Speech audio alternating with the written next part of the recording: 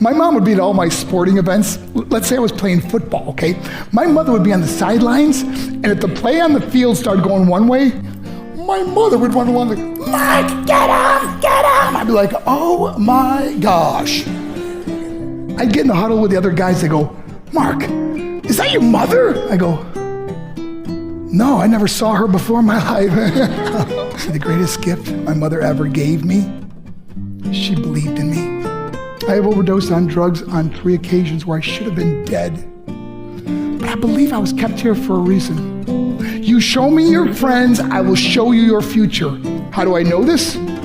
I hung out with losers, and I became the biggest loser of them all because I gave up everything I dreamt about as a little boy because of who I chose to surround myself with. My friends would drive me home at 2, 3, 4 in the morning.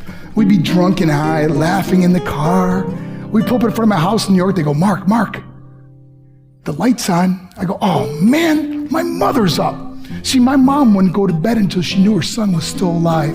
I'd walk in, she'd say, hi, Mark, how was your night? I go, it was good, Mom, I'm just gonna go to bed. She goes, can I talk to you for a minute? I go, Mom, I'm tired, I'm just gonna go to bed. She goes, Mark, I haven't seen you all day and all night. Can I please talk to you? I said, man, just leave me alone. You bug me. I'd slam my bedroom door on the one person who believed in me.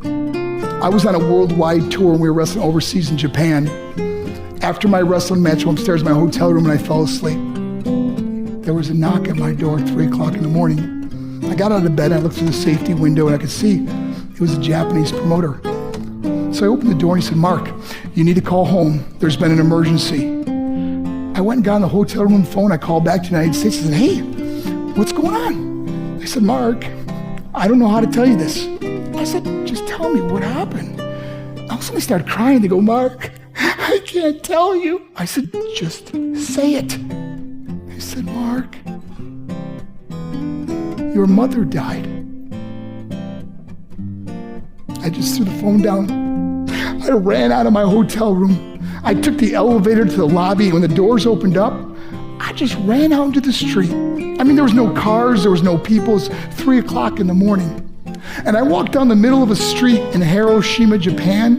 And I remember looking up and just saying, Mom, I am so sorry. I flew home for her funeral, and I was so nervous to walk up to her casket, so I just stood way in the back. And I kept looking from a distance, and I kept thinking to myself, Mom, please wake up.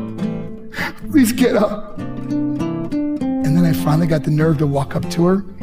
And as I got closer, I could see my mom for the first time. I mean, she was so beautiful. She was dressed in white. I mean, she looked like an angel.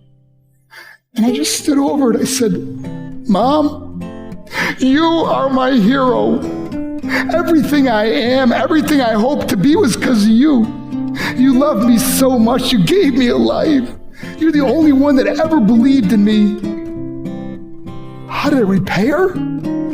By getting drunk, by getting high, by getting stupid, by hanging out with losers? For what? All she ever wanted to do was talk to me. I wish I could talk to you now, Mom. I wish you could see what I'm doing.